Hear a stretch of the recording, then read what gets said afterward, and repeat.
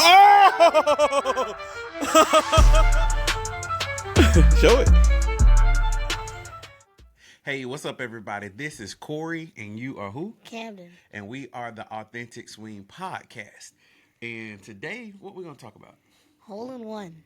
And Hole not in just one. a hole in Well, one. hole in one and albatross. Yeah, because you had a pretty good. Well, the hole in one was probably about not quite a year ago. Yeah, it was like 7-8 months ago. Yeah, and then the albatross was a month or two ago. Month, Absolutely. And so people have seen the hole in one video. So today we wanted to talk about it because there's some backstories to it, right? Yes. That I don't think people know about.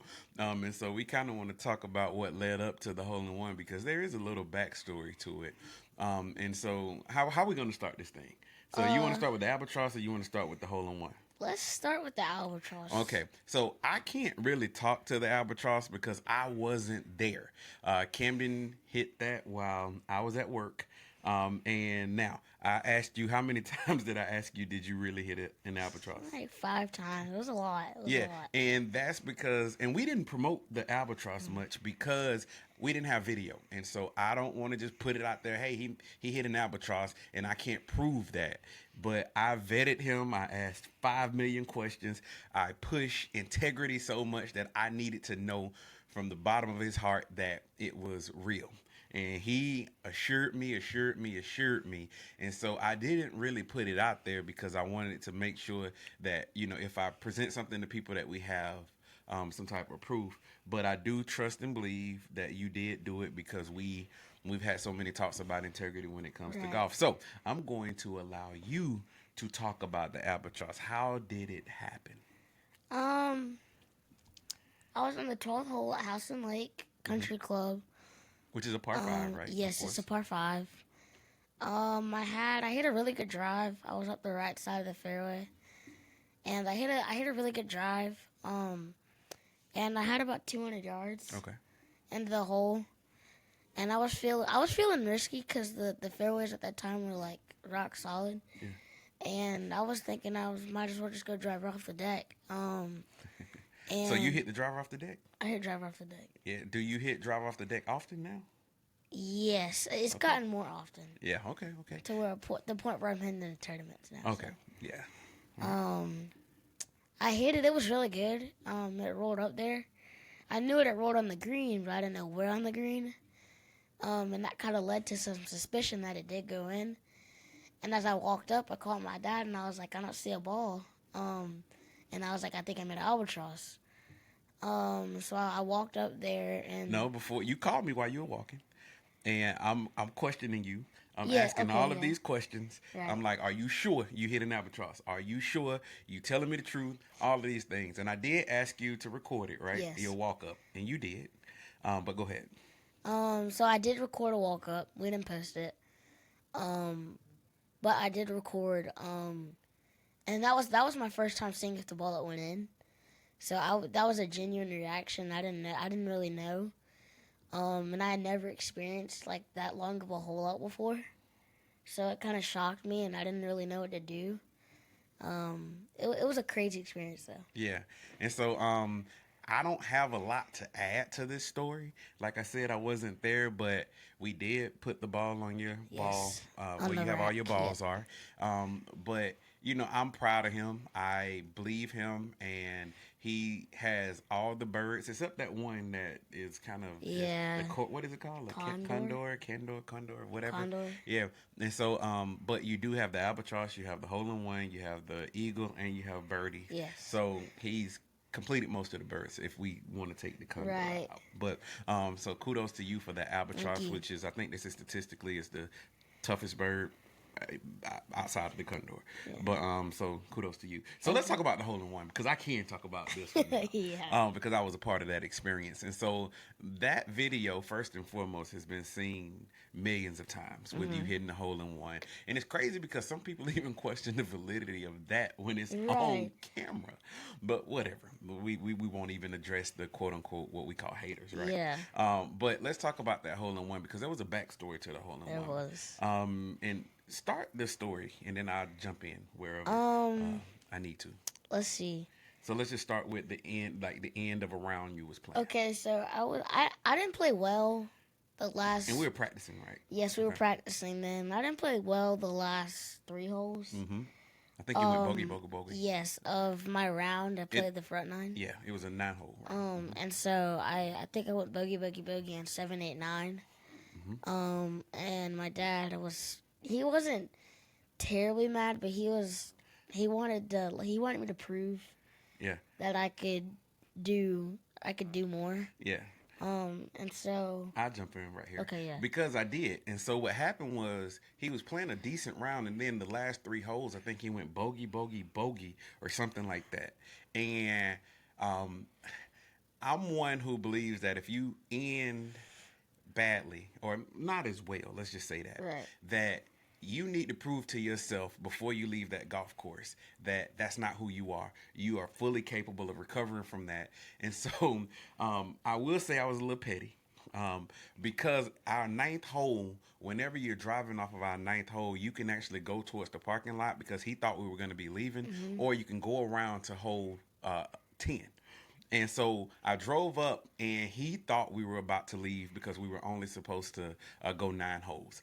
And as soon as we got to the little area, I just kept going. And I was like, no. I said, you're going to play hole 10.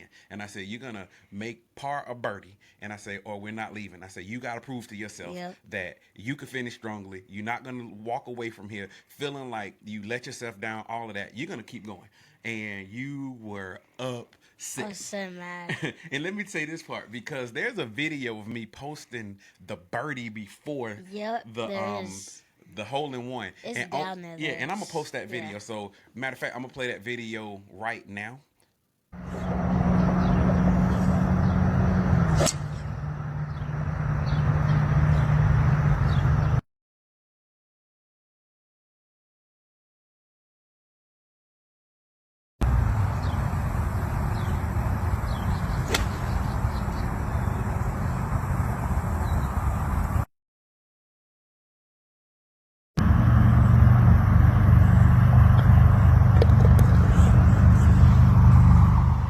So after, at the end of that video, a lot of people were commenting like, "Oh, that birdie didn't faze him because he was just so stoic after he made that birdie." He was mad. In my mood, yeah. Were you still upset there? He was upset. so mad at me about having to play that extra hole, and so he ended up making a birdie on that hole. I did. I played that hole really well too. Yeah. I stuck an 8-iron to like what? 6. It was something. It was not a bad. Yeah, and I made a birdie. And the crazy thing is, I had a feeling in my heart that like something was gonna happen on the next hole. Yeah. But hold on, no. We're not gonna leave that hole yet. We're still on number 10. And so at the end of that, I told him, because he thought we were gonna leave after that. I did, yeah. And so because he made a birdie, right. He makes a birdie. He's thinking we're gonna leave, and I said nope. I said, you have to do it more than once. I said, this is 1 hole. I said, you have to do it more than once to prove to yourself that it's not just a one-time thing. You have to prove to yourself that you can continue and recover from that. And so then we went to hole 11, which was the par 3. Still ticked off. Go ahead. Then I grabbed I had a 6-iron. Well, back to 10, when I made the birdie putt, I had felt like I was going to make a hole-in-one on the next hole. How did you feel like you didn't tell me that, but go ahead. And so we got to hole 11, and I hit a 6-iron. It was like 125 yards, and I hit a 6-iron. And it hit the front of the green, and it trickled in. Yeah. Sometimes it happens when you least expect it.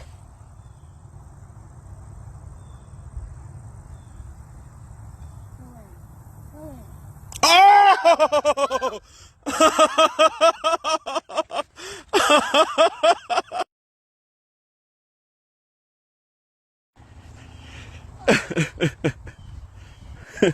All right, now you can get your ball out. Show it. Congratulations. Thank you. I'm shaking. You shaking?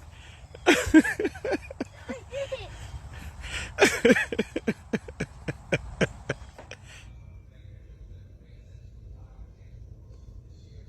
And so let me ask you this question because a lot of people, well, not a lot of people, some people ask this question. Why did you, first of all, you threw your club. I don't even think you realized you threw your club. I didn't. Yeah, okay. And you Yeah. took off running. The question that people ask, some people who just want to be petty and ask this question, why did he run? Why did you run to the green? To be honest, I can't answer that myself. It was a natural reaction. I had no clue how to react to it, like the albatross. Yep. I reacted. I didn't know how. I didn't know how to. Um, I wasn't really thinking at the moment. I was just kind of out of it. Like the adrenaline was so high. Just I made a hole in one, so it was like it was crazy. And and when people ask that question, I'm like, have you ever made a hole in one? Yeah. Because you don't know how you're gonna react whenever you make a hole in one. And so in that moment, after you finished that hole, what I said to you, I said, see, if I didn't make you continue to play those I wouldn't holes, have made a hole you would in have never one. made those hole in ones. Right. And I can even remember where a few weeks before that you had played in Mississippi, and there were some kids in Mississippi, and y'all were having Yes. conversations, and they were talking about the hole in They ones made the hole the ones they made. hit. Yep. They made, and you were so upset that you didn't have a hole in I one, and so you were was. complaining, "I don't have a hole in one." You've been playing for 6 years Because and never made one. I think I was the only one that didn't Yep, have a hole you in were, one. and it was, and so then a few weeks later, you make your hole in I one, make a hole in one. and Yep. so that was a that was a fun experience. And Yeah. for me, I'm sitting back and all I could do is just kind of chuckle because it caught me off guard. I didn't expect that ball to go in. And I think it was really weird that he videoed that hole. Yeah, I'm glad you brought that up because interestingly, though the birdie and the par I recorded, and I don't know if people understand the recording of me recording Camden whenever he's playing golf. You may think I'm recording every hole. I don't.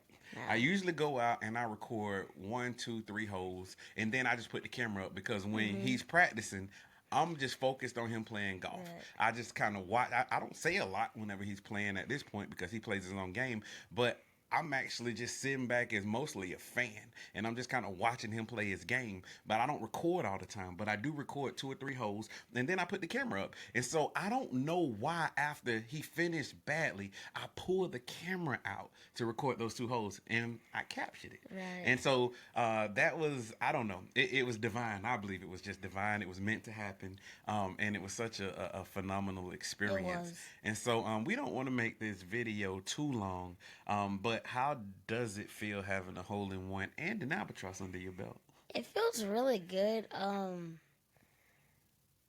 Now that I go in that hole and the pin position is in that spot, it feels not easier, but I feel like from my perspective, the chance of it happening is way higher.